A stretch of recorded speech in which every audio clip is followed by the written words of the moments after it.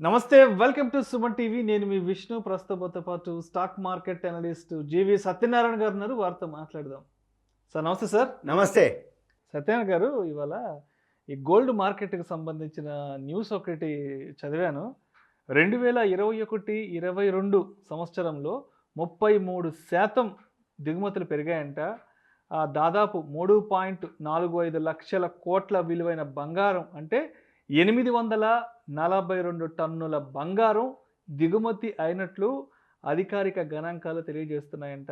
మరి ఎందుకు ఇంత పెద్ద ఎత్తున బంగారాన్ని దిగుమతి చేసుకున్నారు? మరి ఈ దిగుమతైన ఈ బంగారం ఎఫెక్ట్ వల్ల మరి బంగారంలో ధరల పెరుగుదల తగ్గుదల ఎలా ఉండబోతోంది?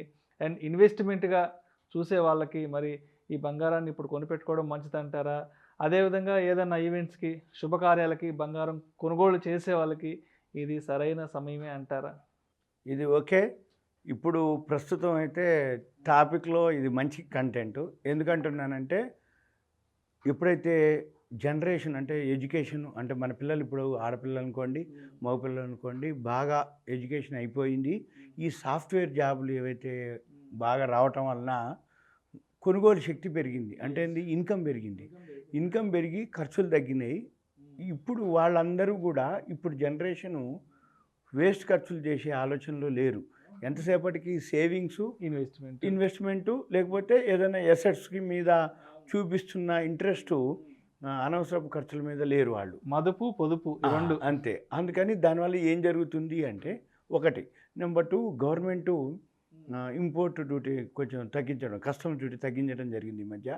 అందుకని గోల్డ్ని బాగా ఒకటి ఇంపోర్ట్ చేసుకోవడం జరిగింది. వరల్డ్లోనే ఫస్ట్ చైనా, సెకండ్ మనం ఇండియానే. గోల్డ్ దిగుమతులు కానీ యూసేజ్లో కూడా. అంటే ఇప్పుడని కాదు, మనం పూర్వకాలంలో రాజుల కాలం నుంచి చూస్తే కూడా బంగారం నిల్వలు బాగా నిల్వ చేసే నిక్షేపాలు, బంగారు గనులని, రైట్, నిక్షేపాలు, నిధి నిక్షేపాలు అంటారు అట్లా. అయితే వరల్డ్లో కూడా ఏ దేశంలో కనుక ఎక్కువ బంగారం నిల్వలు ఉన్నాయంటే ఎకానమీలో ఆ దేశం ఆర్థికంగా మంచిగా ఉన్నట్టుగా. అయితే ఇప్పుడు మనము మీరు అన్నట్టు 2000 అంటే ఈ ఫైనాన్షియల్ ఇయర్లో అంటే 2021-22, ఇప్పుడు మనం 22-23లోకి వెళ్ళిపోయినాం. కాబట్టి మొన్న మార్చి వరకు పోయిన సంవత్సరానికి ఈ సంవత్సరానికి మొన్నటి సంవత్సరాన్ని చూస్తే 33% దిగుమతులు పెరిగినాయి. అదే 842 టన్నులు. అంతకుముందు కంటే 2020-21 కంటే అప్పుడు $34.62 బిలియన్ ఉండేది. ఇప్పుడు పెరగడం జరిగింది 33%. అయిన తర్వాత ఎక్స్పోర్ట్స్ కూడా మనవి ఉన్నాయన్నమాట. అంటే ఏవైతే డైమండ్స్ అవి ఉంటాయి, ఎక్స్పోర్ట్ చేస్తాం.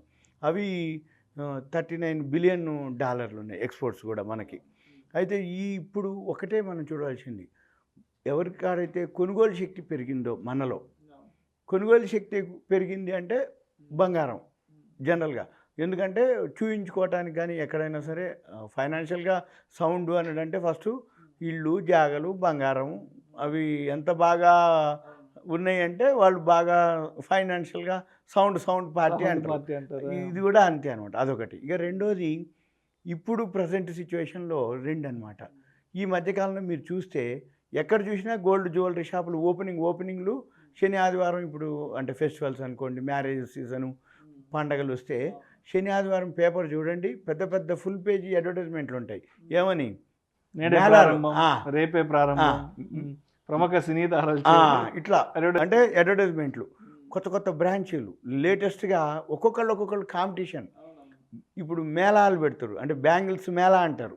బ్యాంగిల్స్ మేళా పెట్టి ఒక పెద్ద స్టార్ హోటల్లోనో లేకపోతే కొన్ని వందల మంది, అంటే పెద్ద పెద్ద బ్రాండ్లు, అంటే ఎవరెవరైతే కళ్యాణ్ జ్యువెలర్సు, లలిత జ్యువెలర్సు, తనిష్కు, జిఆర్టీ జ్యువెలర్సు, ముసద్దిలాల్, త్రిభువన్ దాస్, ఎవరైతే బ్రాండ్ మన ఇట్లా అంటే అందరికీ బాగా సౌత్ ఇండియా రైట్. వాళ్ళేంటిది ఇప్పుడు మారిపోయింది. ఒకప్పుడు ఏంటంటే బిల్లులు అట్లా ఉండకపోయేది. ఇప్పుడు ట్రాన్స్పరెన్సీ అంటే వ్యాట్ ఎంత ఉంటుంది, మీకు బిఐఎస్ మార్కు, బ్యూరో ఇండస్ట్రీ అది స్టాండర్డ్ మార్కు, బిఐఎస్ మార్క్ అని మీకు ఒక సర్టిఫికేట్ ఇవ్వటం, దాంట్లో ప్యూరిటీ ఎంత ఉందని చెప్పటం, మీకు ఎప్పుడైతే ఎక్స్చేంజ్ కానీ ఏదైనా ఉంది అంటే చేయటం. అంటే ఇప్పుడు మగపిల్లలు లేరు, ఆడపిల్లలు లేరు, అంటే బ్రేస్లెట్స్ అని, రింగ్స్ అని ఎక్కువ శాతం బాగా ఖర్చు పెట్టడానికి ఎక్కువ ఉంటుంది. అయితే ఎప్పుడైతే కాంపిటీషన్ ఎక్కువ ఉంటుందో జ్యువెలరీ ఆ గోల్డ్ షాప్స్లో ట్రాన్స్పరెన్సీ పెరుగుతుంది. అంటే ఏంది, మోసంకి అంత అవకాశం ఉండదు.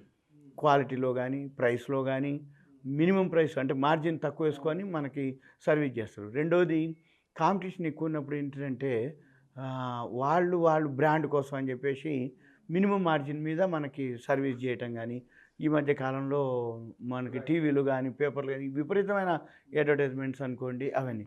అయితే రెండు ఉంటుంది జనరల్గా ఎప్పుడైనా కానీ మనకి సదుపాయం ఉండాలి అంటే కొనుక్కోవటానికి, మళ్ళీ క్వాలిటీ కనుక ఉంటే అంటే ఉదాహరణకి ఏంటిదంటే తిరుపతి ఉంది అనుకోండి. తిరుపతి ఎట్లుంటుంది అంటే సదుపాయాలు బాగుండి దర్శనం బాగవుతుంది అని అంటే జనాలు బాగా పోతారు. జనాలు బాగా వస్తుంటే తిరుపతి వాళ్ళు ఏం చేస్తారు, సదుపాయాలు కలిగించేస్తారు. సదుపాయాలు అంటే ఏంది, రాగానే రూమ్లు ఇవ్వటం, రాగానే వాళ్ళకి టైము తోటి దర్శనానికి ఇచ్చేసి ఒక గంట గంటన్నర 2 గంటల్లో నువ్వు పోతున్నావు దర్శనం అవుతున్నావు అంటే వాళ్ళకి చాలామంది పోవటానికి అవకాశం ఉంటుంది. అక్కడికి పోతే రోజులు పడుతుంది, దర్శనం లేదు, రూములు దొరకట్లేవు అని అన్నారు అనుకోండి, పోరు. అంటే రెండు సదుపాయాలు బాగుంటే జనం వస్తారు. తిరుపతి వాళ్ళు ఏం చేస్తారు, జనం వస్తుంటే సదుపాయాలు కలగజేస్తారు. ఇది కూడా అంతే. గోల్డ్ జ్యువెలరీ షాపులు ఏంటి, ఎప్పుడైతే దిగుమతులు ఎందుకు పెరుగుతున్నాయంటే కొనుక్కునే వాళ్ళు ఎక్కువయ్యారు.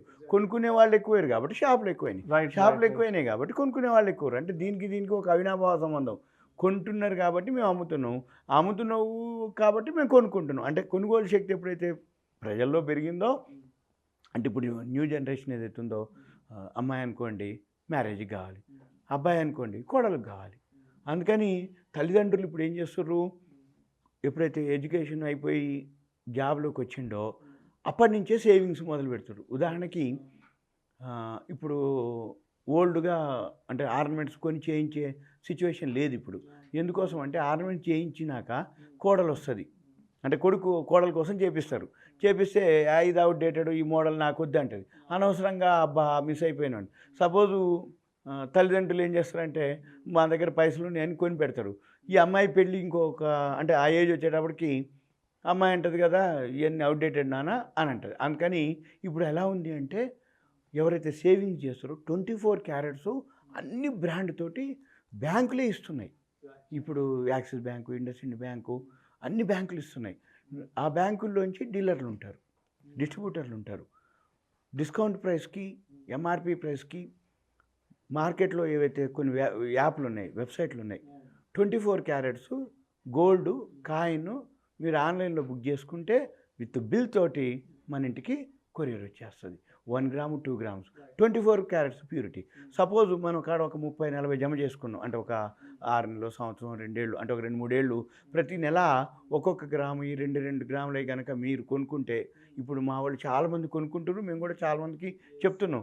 ఒక 5,000 చేస్తా అంటాడు అనుకోండి, నాకు వేరే చిట్టీలు వేయను, పోస్ట్ ఆఫీస్లలో వేయను, బ్యాంకులలో వేయను, ఏం చేయొద్దబ్బా ఇంకో ఒక గ్రాము 24 క్యారెట్స్ది 22 కొనకూడదు, మళ్ళీ ఆ 2 మళ్ళీ 22 క్యారెట్స్ అంటే 916 మళ్ళీ అందులో నీకు అదే రాగి ఇవన్నీ ఉంటాయి. అందుకని 24 క్యారెట్స్ ప్యూరిటీ ఉన్నటువంటి గోల్డ్ కాయిన్ కనుక కొనుక్కుంటే రేపు ఎన్నైతే మీరు జమ చేసుకుంటారో కోడలకు కానీ బిడ్డ మ్యారేజ్కి కానీ మనం గోల్డ్ షాప్కి వెళ్ళిపోయి ఏమండి నా దగ్గర ఒక 20-25 కాయిన్స్ ఉన్నాయండి అని అంటే వాళ్ళు ఎక్స్చేంజ్ చేసి ఏం చేస్తారు, ఆ మేకింగో వేస్టేజో చేసి మనకు కావాల్సిన ఐటమ్స్ ఎక్స్చేంజ్ చేసేస్తారు. అందుకని ఇప్పుడు చాలా సేల్స్ పెరగడానికి కూడా అదే రీజన్. ఒక 5,000 ఉన్నాయా మీ దగ్గర, 1 గ్రాము బుక్ చేసుకోవటం. 10,000 ఉన్నాయా, 2 గ్రాముల 24 క్యారెట్స్ బుక్ చేయటం. అన్నీ జమ చేసుకుంటూ పోవటం. మనకి రింగ్ కావాలి, చైన్ కావాలి, బ్రేస్లెట్ కావాలి, గాజులు కావాలి, ఇంకేదైనా అనిపించింది ఇది తీసుకెళ్ళటం, ఇది చేయటం, మనము నచ్చింది మేకింగ్ వేస్టేజ్ తీసేరు. ఇప్పుడు వాళ్ళు కూడా కాంపిటీషన్ అయిపోయిండ్రు. ఏదన్నా ఉన్నాయంటే పర్లేదండి మీరేమి ఇవ్వకలే ఇవి ఇచ్చేయండి అని. ఇంకా స్కీమ్స్ కూడా ఉన్నాయి. ఏవి గోల్డ్ స్కీమ్స్ అయితే చాలా ఉన్నాయి. ఇట్లా ఏది మంత్లీ మీరు మా దగ్గర పే చేయండి, మీకు నో మేకింగ్ నో వేస్టేజ్ తోటి మీకు మళ్ళీ మేము ఇస్తామని. అందుకని రాబోయే రోజుల్లో గోల్డ్ ఏదైతే మన షేర్ మార్కెట్లో ఎలా ఇన్వెస్ట్మెంట్ పెరుగుతుందో, మ్యూచువల్ ఫండ్స్లో ఎలా ఇన్వెస్ట్మెంట్ పెరుగుతుందో, గోల్డ్లో కూడా రాబోయే రోజుల్లో ఇంకా పెరిగే అవకాశాలు ఉన్నాయి. ఇంకొకటి మెయిన్ మీరు అన్నట్టు ఈ షేర్ మార్కెట్కి దూరంగా ఉండే వాళ్ళు నమ్మరు.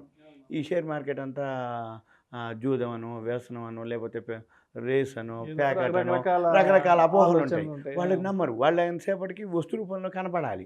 వాళ్ళకేంటిది ఈ షేర్ ఒకరోజు పెరిగిందంటారు, ఒకరోజు తగ్గిందంటారు. అందుకని నేను గోల్డ్‌లోనే ఇన్వెస్ట్ చేస్తాను అంటారు. అది ఓకే. ఇంకా ఒకటేంటంటే జనరల్‌గా ఈ షేర్ మార్కెట్‌లో అప్ అండ్ డౌన్‌లు అయితుంటాయి. ఈ షేర్ మార్కెట్‌లో అప్ అండ్ డౌన్‌లు అయితే చాలామంది అప్ అయితే ఓకే కానీ డౌన్ అయితే ఉండలేరు. అందుకని వాళ్ళు కూడా ఏం చేస్తారంటే ఈ తలనొప్పి అంతా నాకెందుకని గోల్డ్‌లోకి కూడా పోయే అవకాశాలున్నాయి. మార్కెట్ పడ్డప్పుడల్లా గోల్డ్ కూడా పెరిగే అవకాశాలు ఉంటాయి. అంటే దానికి ఆపోజిట్ డైరెక్షన్ అనమాట. షేర్ మార్కెట్ పెరిగితే గోల్డ్ పడుతుంది. షేర్ మార్కెటు తగ్గితే గోల్డ్ పెరుగుతుందనమాట. అందుకని ఎక్కువ శాతం గోల్డ్ అయితే ఓకే.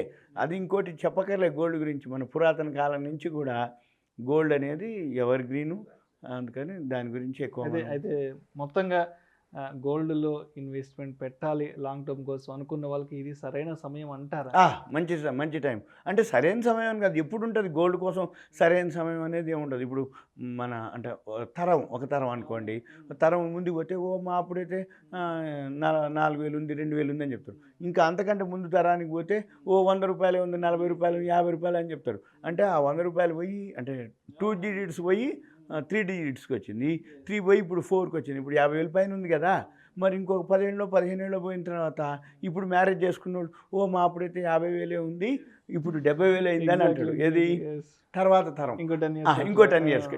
అందుకని గోల్డ్ గురించి ఎప్పుడైనా ఉంటుంది. అయితే అప్పు చేసి మాత్రం చేయొద్దు. ఎందుకంటే అప్పు చేస్తే వడ్డీ ఇంకెక్కువ అయ్యిద్ది. గోల్డ్ కంటే కూడా వడ్డీ ఎక్కువైద్ది. కాకపోతే గోల్డ్ అనేది ఒకటి సేవింగ్స్ కింద అనుకోండి, ఒక ఎసెట్ అనుకోండి. ఏదైతే మన అంటే కోరికలు అంటే ఇప్పుడు కొంతమంది గాజులు ఎక్కువ మోడల్స్ పెట్టుకుంటారు. బంగారపు గాజులు. కొంతమంది రింగ్స్ ఎక్కువ పెట్టుకుంటారు. కొంతమంది వేరే అంటే జెంట్స్ అనుకోండి.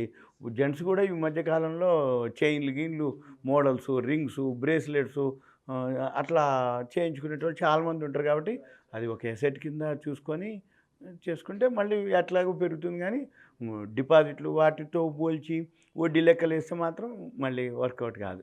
Thank you sir. Thank you so much sir. నమస్తే. ఇలాంటి మరిన్ని interesting videos and valuable information కోసం వెంటనే మా Suman TV money channel subscribe చేయండి, లైక్ చేయండి, షేర్ చేయండి. అదేవిధంగా మీ అభిప్రాయాలను వీడియోస్ కింద కామెంట్స్ రూపంలో మాకు తెలియజేయండి. And this is Vishnu signing off.